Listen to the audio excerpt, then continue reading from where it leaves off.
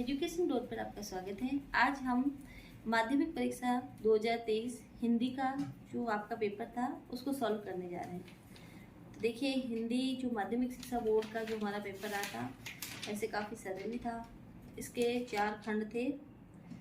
तो पहला जो खंड है खंड अ, इसमें मैं अपठित गद्यांश पूछा गया था। तो प्रश्न था, निम्नलिखित अपठित गद्यांश को पढ़कर पूछे गए प्रश्नों के उत्तर दीजिए। तो हम पहले जो गद्यांश हमें दे रखा है उसे हम पढ़ते हैं आराम से, फिर इससे जो संबंधित प्रश्न पूछे गए हैं उनके हम उत्तर जानेंगे। तो देखिए, सभ्यता की वर्तमान स्थिति में एक व्यक्ति को दूसरे व्यक्ति से वैसे भय तो नहीं रहा जैसा पहले रहा करता था, पर एक जाति को दूसरी जाति से, एक देश को दूसरे देश से भय के स्थायी कारण प्रतिष्ठित हो गए। सबल और सबल देशों के बीच अर्थ संघर्ष की, सबल और निर्बल देशों के बीच अर्थ शोषण की प्रक्रिया अनवरत चल रही है। एक क्षण का विराम नहीं है। इस सार्वभौमिक वर्गवृत्ति से उनका अनर्थ कभी न होता यदि छात्रवृत्ति उसके लक्ष्य में अपना लक्ष्य अलग रखती, पर इस युग में दोनों का विलक्षण सहयोग हो गया है। वर्तमान अर्थोन्माद को शासन के भीतर रखने के लिए छात्र धर्म के उच्च और पवित्र आदर्श को लेकर छात्र संघ की प्रतिष्ठा आवश्यक है। तो देखिए, जो हम ये जो गद्यांश दे रखा है इसमें जो प्रश्न पूछ रखे हैं, पहला प्रश्न है उपयुक्त गद्यांश का उचित शीर्षक है। वैसे हम पढ़ के इसका शीर्षक देखिए, इसमें 4 ऑप्शन दे रखे हैं, भय, प्रसन्नता, आश्चर्य, निर्वेद। तो भय के बारे में बता रखा है, तो इसलिए हम इसका उत्तर हो जाएगा भय। एक देश को दूसरे देश से भय के कारण हो गए हैं। निर्बल, सबल, स्थायी, क्षणिक। तो हमारा उत्तर रहेगा स्थायी। ये पंक्ति अपने को इसके अंदर मिल जाएगी, लाइन हम ढूंढेंगे तो। सबल और निर्बल देशों के बीच अनवरत चल रही है। अनवरत का मतलब होता है लगातार।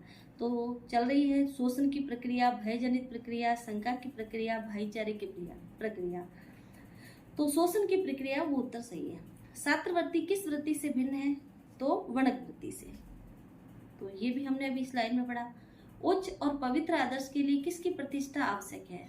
वणिक संघ की, भय निमित्त संघ की, विप्र संघ की, छात्र संघ की। तो हमारा उत्तर होगा छात्र संघ।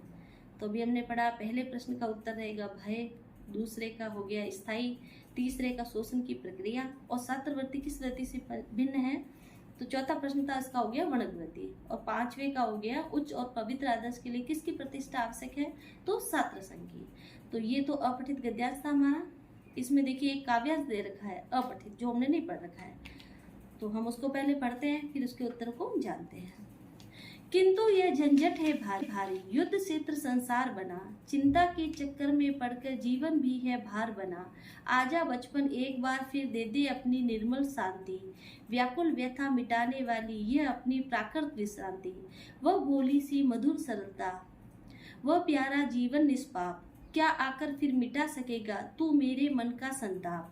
मैं बचपन को बुला रही थी, बोल उठी बिटिया मेरी, नंदनवन सी फूल उठी वह छोटी सी कुटिया मेरी। तो देखिए, इसमें प्रश्न पूछा गया है उपयुक्त गद्यांश का उचित शीर्षक है। वृद्धावस्था, बचपन, यौवन, जरावस्था। तो हमने पढ़ा इस कविता में बचपन को बुलाया जा रहा है, तो बचपन है। कवियत्री के अनुसार चिंता के चक्कर में जीवन कैसा बन गया है? भार, हल्का, सुखी, प्रसन्न। तो हमारा उत्तर रहेगा भार। आगे देखिए, 8वां प्रश्न इसमें है, निर्मल शब्द का अर्थ है। निर्मल का अर्थ होता है पवित्र। तो देखिए, पवित्र, निस्सहाय, निर्वेद, सबल। तो हमारा उत्तर हो गया पवित्र। उपयुक्त काव्यांश में संताप मिटाने वाला है। अगला प्रश्न है, तो देखिए संताप को कौन मिटाएगा? परिवार, सहयोगी, बचपन, यौवन। तो कविता के अनुसार बचपन। नंदनवंशी क्या फूल उठी। तो ये भी पंक्ति हमने पढ़ी, कुटिया। इसका उत्तर होगा कुटिया। आगे प्रश्न 11, मैं क्यों लिखता हूँ। पाठ में लेखक ने किस विभीषिका का वर्णन किया है? ये आपने कृतिका में पाठ पढ़े थे। उसमें देखिए, हिरोशिमा के परमाणु विस्फोट का, भोपाल की गैस दुर्घटना का, दिल्ली के दंगों का, एक सुखद अनुभूति जो दुख में बदल गई। तो मैं क्यों लिखता हूँ, तो ये कौन सी विभीषिका इसमें बता रखा है? तो हिरोशिमा के परमाणु विस्फोट का। प्रश्न 12 देखिए, जब बाबूजी रामायण का पाठ करते तब हम उनके बगल में बैठे बैठे आईने में अपना मुंह निहारा करते थे। उपयुक्त पंक्ति किस पाठ से उदित है? तो ये भी हमने कृतिका में पाठ पढ़ा था। पाठ पहला था माता का आंचल। तो हमने पढ़ा था, भोलानाथ जब छोटे होते हैं तब पिताजी उनके रामायण पढ़ते रहते हैं तो उनके पास में बैठ जाते हैं और बैठे बैठे आईने में अपने आप को निहारा करते थे। तो ये जो चारों ऑप्शन है उनमें से सही हमारा उत्तर रहेगा माता का आंचल। आगे देखिए, अभी हमने पढ़े अपठित गद्यांश और हमारा था काव्यांश। फिर प्रश्न है दूसरा, जिसके अंदर है रिक्त स्थानों की पूर्ति कीजिए। तो खाली स्थान दे रखे हैं वो हमें भरने दें। प्रायः गुण, दोष, अवस्था, व्यापार, अमूर्त भाव तथा क्रिया संज्ञा के अंतर्गत आते हैं। तो भाई ये कौन सी संज्ञा के भेद है? तो हमने पढ़े, जब संज्ञा पढ़ी हमने तो हमें पता है ये भाववाचक संज्ञा के अंतर्गत आते हैं। तो इसमें हमें पढ़ना था भाववाचक संज्ञा। ऐसे दूसरा प्रश्न देखिए, ऐसे सर्वनाम जिसका प्रयोग वक्ता या लेखक स्वयं अपने लिए करता है वे कहलाते हैं। तो हमें बताना है ये सर्वनाम का कौन सा भेद है। तो हमने सर्वनाम के 6 भेद पढ़े, जिनमें हमने ये पढ़ा था कि जो वक्ता या लेखक खुद के लिए जिन सर्वनामों का प्रयोग करेंगे तो वे कहलाएंगे निजवाचक सर्वनाम। तो देखते हैं हम तीसरा प्रश्न, जिस वाक्य में क्रिया का प्रभाव या फल केवल कर्ता पर ही पड़ता है उसे क्रिया कहते हैं। तो क्रिया के 2 भेद हमने पढ़े थे, अकर्मक और सकर्मक। तो जिसमें प्रभाव, क्रिया का प्रभाव फल केवल कर्ता पर ही पड़ता है वह अकर्मक होती है। यदि कर्म पर पड़ता है तो यहाँ हमारा उत्तर सकर्मक होता है। प्रश्न पूछा गया है कर्ता पर ही पड़ता है तो उत्तर रहेगा हमारा अकर्मक क्रिया। जो परिमाणवाचक विशेषण है उसके उपभेद पूछे गए हैं। तो उसके वापिस दो तरह के भेद होते हैं, निश्चित परिमाण और अनिश्चित परिणाम। तो हमें लिखना था 2 उपभेद होते हैं। आगे पांचवा प्रश्न इसमें, हिंदी भाषा में मुख्यतः प्रकार के उपसर्ग प्रचलित है। तो हमें बताना है कितने प्रकार के उपसर्ग है जो हिंदी भाषा में प्रचलित है। तो हिंदी भाषा में 3 प्रकार के उपसर्ग है जो प्रचलित है। हिंदी के उपसर्ग है, संस्कृत के उपसर्ग है तथा विदेशी भाषा के उपसर्ग होते हैं। तो हमें इसमें खाली स्थान में 3 प्रकार के उपसर्ग प्रचलित है ये बताना था। तो आगे हमारा प्रश्न है, वे प्रत्यय जो धातु अथवा क्रिया के अंत में लगकर नए शब्दों की रचना करते हैं उन्हें कृत प्रत्यय कहते हैं। तो हमें लिखना था कृत प्रत्यय। प्रश्न तीसरा देखिए, निम्नलिखित अति लघुत्रात्मक प्रश्नों के उत्तर दीजिए। प्रत्येक प्रश्न के लिए उत्तर सीमा थी 20 शब्द। तो हमें 2 लाइन में इसके उत्तर लिखने थे, 2 पंक्तियों में आप दे सकते हैं। यण संधि के उदाहरण लिखिए। तो हमें बताना है यण संधि के कोई उदाहरण लिखने थे। तो यण संधि के उदाहरण आप कुछ भी लिख सकते हैं, वैसे य व जिनमें संधि के शब्द बनने चाहिए। तो देखिए प्रत्यय, प्रति प्लस एक, और भी आप कोई भी शब्द बना सकते हैं, इसमें लिख सकते हैं। दूसरा प्रश्न देखिए, द्विगु या द्वंद्व समास में अंतर लिखिए।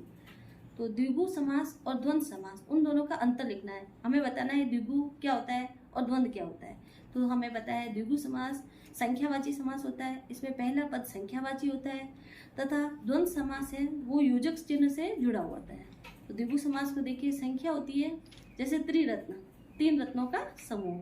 तो देखिए 3, 4 इस तरह से संख्या आएगी तब तो होगा हमारा द्विगु समास। और द्वंद्व में जैसे माता पिता, माता और पिता, दाल रोटी, दाल और रोटी। तो इसमें देखिए योजक चिन्ह आ रहा है। तो हमें यही बताना है द्विगु और द्वंद्व के बीच में क्या अंतर है वो हमें बताना था। फिर तीसरा प्रश्न था, कीचड़ उछालना मुहावरे का अर्थ बताइए। कीचड़ उछालने का अर्थ होता है किसी की इज्जत उछालना, उसे बदनाम करना।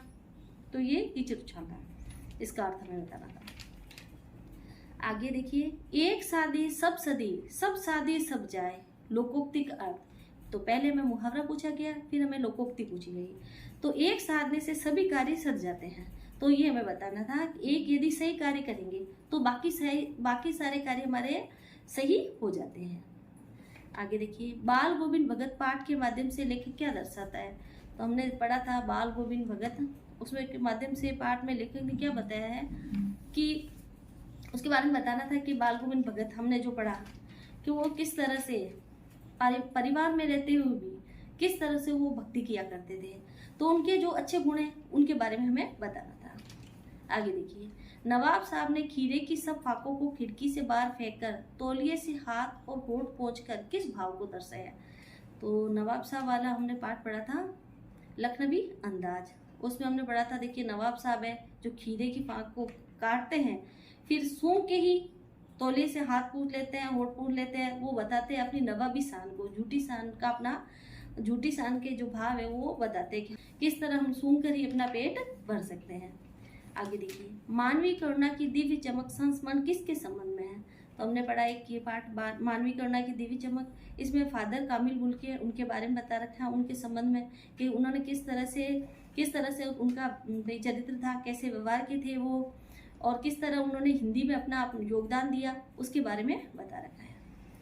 आगे प्रश्न, एक कहानी यह भी पाठ में मनु भंडारी पर किस किस का प्रभाव अधिक उभर कर आया है। तो हमने पढ़ा एक कहानी यह भी मनु भंडारी का, उसमें मनु भंडारी की बताती है कि उनके ऊपर किन का प्रभाव पड़ा था। तो विशेषकर उनके पिता का प्रभाव था, और एक उनकी प्राध्यापिका थी शीला अग्रवाल, उनके बारे में उन्होंने बता रखा था। तो मनु भंडारी पर उन दोनों का बहुत गहरा प्रभाव पड़ा था। गोपियों ने हारिल की लकड़ी किसे कहा? तो हमने सबसे पहले सूरदास जी को पढ़ा था। सूरदास जी ने गोपियों के जो भ्रमर गीत के कुछ अंश दे रखे हैं हमारे।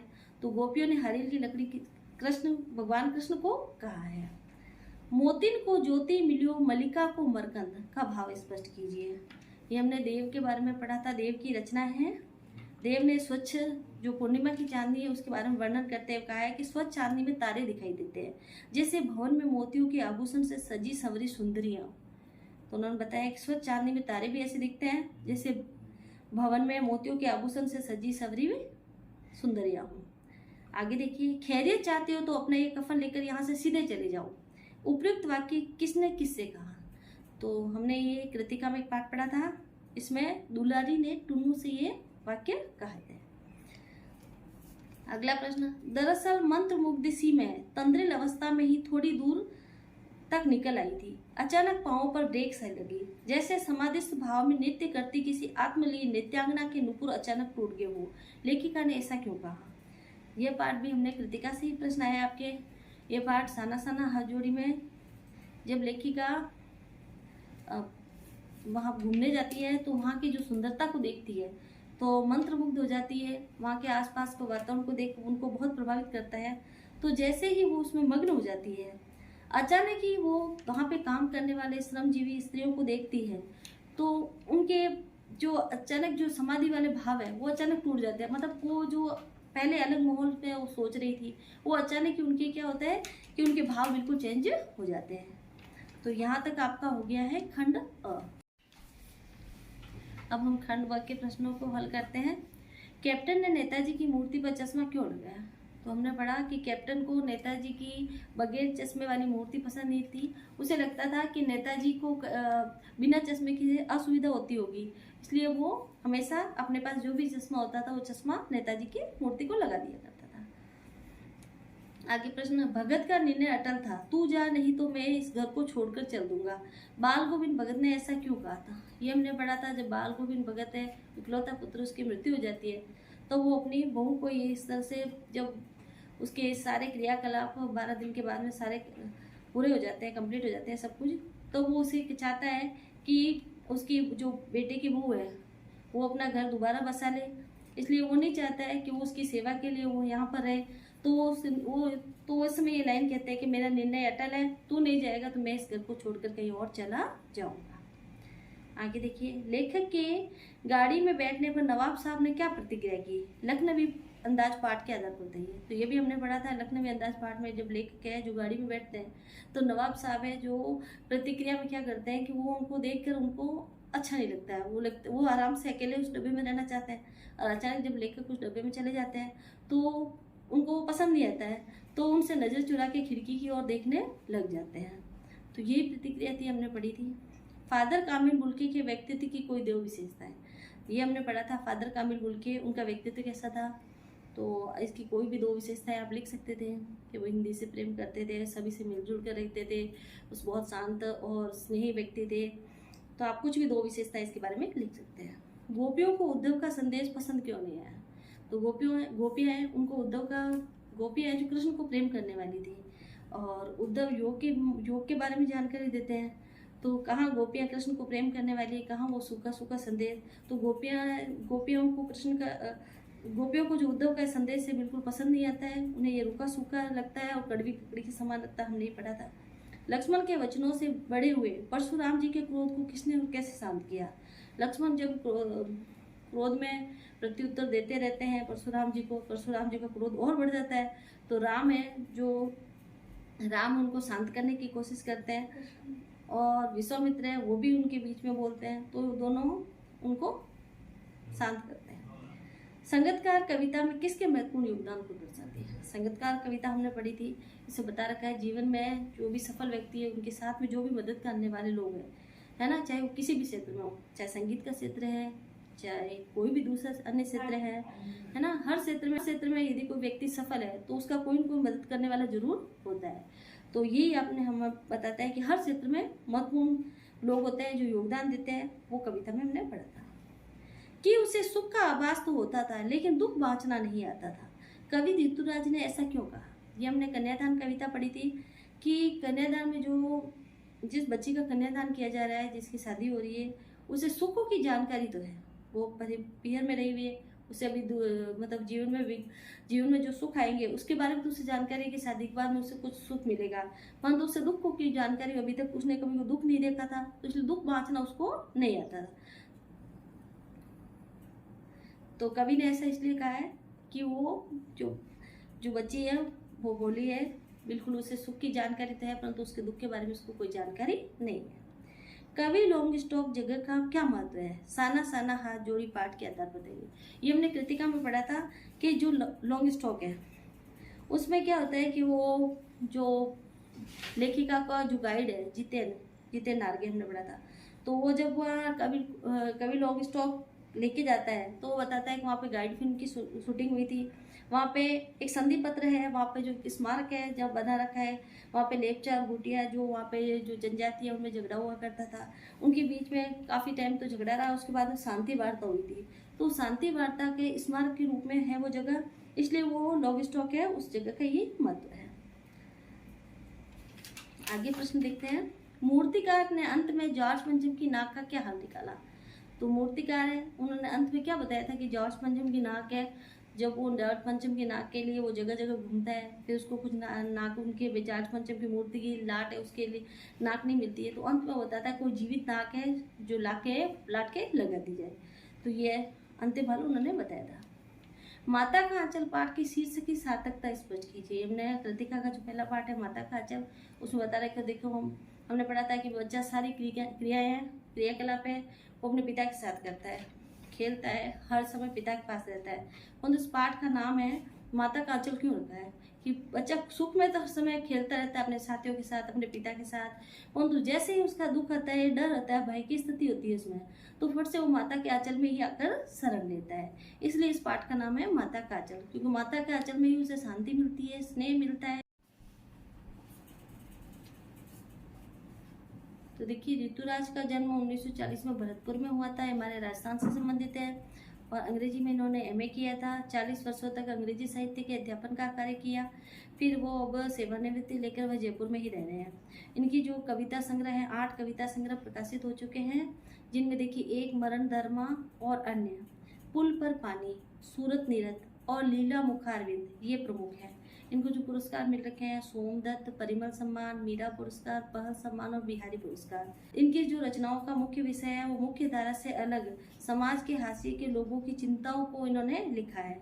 इनकी कविताओं में दैनिक जीवन की जो घटनाएं उनका अनुभव है उसके बारे में इन्होंने लिख रखा है। शोषण है, जो विडम्बनाएं हैं उनके ऊपर ये निगाह डालते हैं। और देखिए सूरदास जी का जन्म 1478 में माना जाता है, मथुरा के निकट रुनकता रेणुका क्षेत्र में, जबकि दूसरी मान्यता है उनके अनुसार दिल्ली के पास सिही ग्राम में। वल्लभाचार्य जी के शिष्य रहे थे, अष्टछाप के कवियों में से थे। मथुरा और वृंदावन के बीच जो गौ घाट है वहाँ पर ये भक्ति किया करते थे, और 1583 माना जाता है कि पारसोली में इनका निधन हुआ था। फिर इनके 3 प्रमुख ग्रंथ हैं सूर सागर, साहित्य लहरी और सूर सारावली। सूर सागर ज़्यादा लोकप्रिय है और हमारे कोर्स में हमने पढ़े हैं कि गोपियों के विरह संदेह को इन्होंने बताया। आगे देखिए खंड स में सप्रसंग व्याख्या पूछी गई है, आपको प्रसंग बताना है, व्याख्या बतानी है। तो देखिए फादर बुल के संकल्प से सन्यासी थे, कभी कभी लगता था वे मन से सन्यासी नहीं थे, तो ये हमने पढ़ा था मानवीय करुणा की देवी चमक पाठ से फादर बुल्के के बारे में बता रखा है कि किस तरह थे, तो आपको इसको पढ़ के इसकी व्याख्या करनी थी, आप उसको बताना था कि किस तरह। अथवा में देखिए संस्कृति के नाम से जिसे कूड़े करकट के ढेर का बोध करते हैं, तो ये हमारा पाठ था संस्कृति। तो उसमें से ले रखी है। तो आप इन दोनों में से जो अच्छे से कर सकते हैं उसको समझकर आप उसके बारे में व्याख्या लिख लेते हैं। अगला प्रश्न देखिए, पद्यांश की सप्रसंग व्याख्या थी हमारे पास, डार तुम पलना बिछोना नव पल्लव के सुमन जिंगोला सोवे तन छवि भारी दे पवन झुलावे के की कीर बतरावे देव। तो ये देखिए देव शब्द आते ही हमें पता चल जाता है कि ये देव की जो रचना है जिसमें वसंत को नन्हा बालक बताया गया है और किस तरह से उनको छोटा में नन्हा बालक बताया गया है और किस तरह प्रकृति उन्हें जगाने का प्रयास करती है नन्हे से बालक के लिए। तो ये हमने पढ़ा था, तो आप इसकी व्याख्या आराम से ही कर सकते थे। अथवा में है तार सप्तक में जब बैठने लगता है उसका गला, तो ये संगीतकार कविता है, उस कविता में से व्याख्या दे रखी है। तो आप जिसको भी अच्छे से कर सके, आप उम्मीद है आपने अच्छे से इनको प्रश्न को अटेंड किया होगा। आगे प्रश्न देखिए, महावीर प्रसाद द्विवेदी ने स्त्री शिक्षा के महत्व को किस प्रकार सिद्ध किया। तो ये स्त्री शिक्षा से संबंधित एक महावीर प्रसाद द्विवेदी है, उनका पाठ है जो स्त्री शिक्षा के उन्होंने महत्व को किस तरह बताया कि भाई स्त्रियों को पढ़ाना क्यों जरूरी है। तो ये पाठ का सार इसमें आ जाता है। संगीत एक आराधना है कैसे, नौबत खाने में इबादत पठित पाठ के आधार पर स्पष्ट कीजिए। तो संगीत एक आराधना है, ये कैसे, इसको बता रखा है अपने को नौबत खाने में इबादत, जिसमें हमने बिस्मिल्लाह खान के बारे में ये पाठ है कि किस तरह वो भाई संगीत को एक आराधना मानते थे। तो इसको हमें समझ के इस पाठ से लिखा था। आगे प्रश्न देखिए, आत्मकथ्य कविता का मूल भाव स्पष्ट कीजिए। आत्मकथ्य कविता जयशंकर प्रसाद की, उसका मूल भाव बताना था कि भाई कवि आत्मकथा लिखने से क्यों बचना चाहता है, उसका जो भी आत्मकथा कविता से संबंधित है आपको उसके मूल भाव उनके विचार लिख लेते हैं। इसके अथवा में था उत्साह कविता में कवि ने बादल के माध्यम से क्या संदेश दिया है। तो मेरे निराला जी की एक कविता थी उत्साह, उस कविता में बादलों के माध्यम से कवि ने क्या संदेश दिया कि बादल किसका प्रतीक है, बादल आएंगे तो क्या क्रांति लेके आएंगे, क्या परिवर्तन करेंगे, तो बादल क्या संदेश लेके आए उसके बारे में हमें बताना था। फिर हमारा खंड 10 शुरू होता है। देखिए हमारा पहला निबंध का टॉपिक था जीवन में शिक्षा का महत्व। तो मैं जो हमारे लिए निबंध के जो बिंदु दे रखे हैं संकेत बिंदु, उन संकेत बिंदुओं का प्रयोग करते हुए हमें निबंध लिखना था। तो देखिए 5 बिंदु दे रखे हैं। प्रस्तावना, शिक्षा का अर्थ क्या है, शिक्षा से जीवन का क्या विकास होता है, शिक्षा के विविध महत्व क्या है और उपसंहार है। आप अगर चाहते तो इस पर लिख सकते हैं। दूसरा हमारा जो टॉपिक है वैश्विक महंगाई, महंगाई का अर्थ, महंगाई के कारण, महंगाई से जन समस्याएं, महंगाई से निपटने के उपाय और उपसंहार। तो महंगाई पर भी अच्छा सा निबंध लिख सकते हैं। आगे स्वस्थ जीवन सुख का आधार, स्वास्थ्य का अर्थ क्या है, स्वास्थ्य पर आधारित भोजन, स्वास्थ्य कमजोर होने के क्या कारण, स्वास्थ्य सुधार के उपाय, उपसंहार। फिर दे रखा है मेरा प्रिय कवि। हमने इतने कवि पढ़े हैं तो हम किसी भी कवि को जिसको हम ज़्यादा पसंद करते हैं उनके बारे में लिख सकते हैं। जैसे प्रिय कवि का नाम हमारा, पहले हम लिखेंगे हमारा प्रिय कवि कौन है, वो प्रिय किस कारण से है, तो प्रिय होने के कारण हमें भी किस कारण से वो हमारे कवि प्रिय है, उनकी रचनाएं कैसी कौन सी है, उनका व्यक्तित्व कैसा है, समाज में उनके क्या महत्व है उनकी रचनाओं का, और उपसंहार। इस तरह हम जो 4 निबंध के टॉपिक दे रखे हैं उन 4 निबंध में से कोई भी जिनको हम अच्छे से लिख सकते हैं उनको हम लिख सकते थे। आगे प्रश्न देखिए, प्रश्न 22 है, स्वयं को राजकीय उच्च माध्यमिक विद्यालय विशालपुर का नरेंद्र मानकर प्रधानाचार्य महोदय से खेल सामग्री मंगवाने के लिए प्रार्थना पत्र लिखना था। तो आप खुद को राजकीय उच्च माध्यमिक विद्यालय विशालपुर का नरेंद्र मानिए और जो प्रधानाचार्य महोदय हैं वहाँ के, उनसे आपको खेल सामग्री मंगानी है। तो विद्यालय में जो खेल सामग्री का अभाव है उसके लिए आपको प्रार्थना करनी है कि खेल सामग्री मंगवाए, तो एक प्रार्थना पत्र आपको लिखना था। इसके अथवा में देखिए, सोम को रसालगढ़ का निवासी सुरेश मानकर अपने छोटे भाई मोहन को शिक्षा का महत्व बताते एक पत्र लिखना था। तो इसमें आप खुद को तो आपको बताना था कि आप रसालगढ़ के निवासी हैं सुरेश, और आपने छोटा भाई है आपका मोहन, उसको शिक्षा का महत्व के बारे में बताना है कि भाई शिक्षा क्यों भाई इंपॉर्टेंट है, उसका क्या महत्व है। तो अपने महत्व बताते अपने छोटे भाई को एक पत्र लिखना था। आगे प्रश्न 23, दिव्यांग बच्चों द्वारा बनाई गई मिट्टी की मूर्तियों के बिक्री हेतु एक विज्ञापन लिखिए। तो एक आपको विज्ञापन लिखना था कि दिव्यांग बच्चों ने किस तरह से मिट्टी की मूर्तियां बनाई हैं। तो आपको एक एडवर्टाइज है, विज्ञापन है, आपको एक विज्ञापन सुंदर सा तैयार करना था। इसके अथवा में देखिए, वसंत ऋतु में विद्यालय के उद्यान में पुष्प प्रदर्शनी देखने के लिए आने हेतु एक विज्ञापन। तो वसंत ऋतु है, विद्यालय का जो उद्यान है उसमें हमने फूलों की प्रदर्शनी लगाई है, तो पुष्प प्रदर्शनी है, तो उसके लिए एक आपको विज्ञापन बताना था कि किस तरह से भाई विज्ञापन देना है, आपको बताना है कि किस तरह से लोग आए। तो उम्मीद है कि आपने पेपर बहुत अच्छे से किया होगा। पेपर इतना ज़्यादा टफ नहीं था, बहुत सही से था, आप आराम से कर सकते हैं। फिर देखते हैं आपका कैसा रिजल्ट रहता है। उम्मीद है सभी बच्चों ने अच्छा ही किया होगा।